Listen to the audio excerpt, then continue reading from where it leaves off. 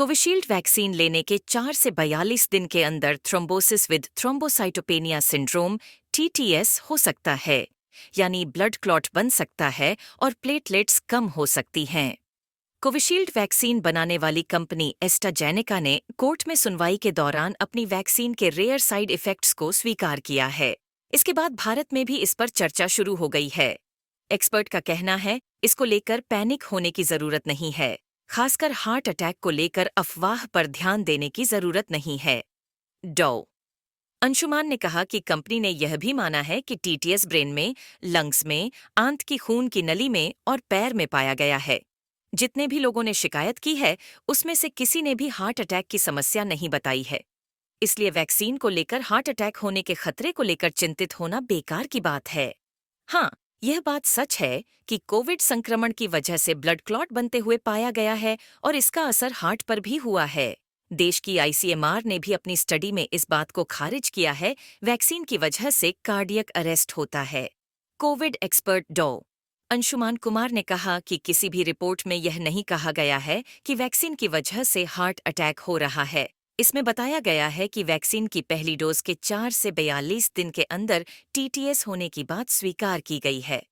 जब वैक्सीन की पहली डोज दी जाती है तो उसका इम्यून सिस्टम का टी सेल और बी सेल एक्टिव हो जाता है। इम्यून रेस्पॉन्स बढ़ जाता है और खून की नली में सूजन आ जाती है। इसकी वजह से ब्लड क्लॉट बनता है। जब ब्लड क्लॉट बनता है तो इससे प्लेटलेट्स ज्यादा खर्च होती है, जिसकी वजह से प्लेटलेट्स कम होने लगती है और ब्लीडिंग का खतरा बढ़ जाता है। इसे ही टीटीएस कहा जाता है। डॉ अंशुमान ने कहा कि कोविड की बीमारी के दौरान हार्ट में भी क्लॉट बन रहा था। मांसपेशियों में सूजन की वजह से हार्ट बीट प्रभावित हो रही थी। कई प्रकार की दिक्कत हो रही थी। लॉकडाउन की वजह से लोगों का लाइफस्टाइल खराब रही। मूवमेंट थम गया था, असुरक्षा थी, मेंटल स्ट्रेस बढ़ा हुआ था। मोटापा और डायबिटीज का स्तर बढ़ गया था। खान पान हैवी हो गया था। साथ में फिजिकल एक्टिविटी की कमी की वजह से हार्ट अटैक का रिस्क बढ़ा हुआ था। यही नहीं, मोटापा एक गंभीर समस्या बन रही है। 33% डायबिटीज के मरीज हैं। पॉल्यूशन भी एक वजह है।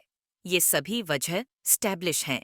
जीबी पंथ के कार्डियोलॉजिस्ट डॉ यूसुफ जमाल ने कहा कि कंपनी ने अब स्वीकार किया है कि उनकी वैक्सीन में टीटीएस का साइड इफेक्ट था। कंपनी को यह बात छिपानी नहीं चाहिए थी, इसे पहले ही बताया जाना चाहिए था ताकि लोगों को पता होता और वह अपनी इच्छा से वैक्सीन लेते।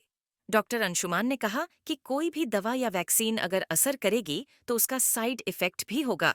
मल्टीविटामिन की भी दवा का साइड इफेक्ट होगा। ऐसे में वैक्सीन का असर 1 लाख लोगों में से 2 पर हो रहा है, जो 0.002% है। इसको लेकर बिना वजह पैनिक होना सही नहीं है। सच तो यह है कि जितने लोग की मौत कोविड के डेल्टा फेज में हुई, उससे कहीं ज्यादा लोगों की जान इस वैक्सीन से बची है।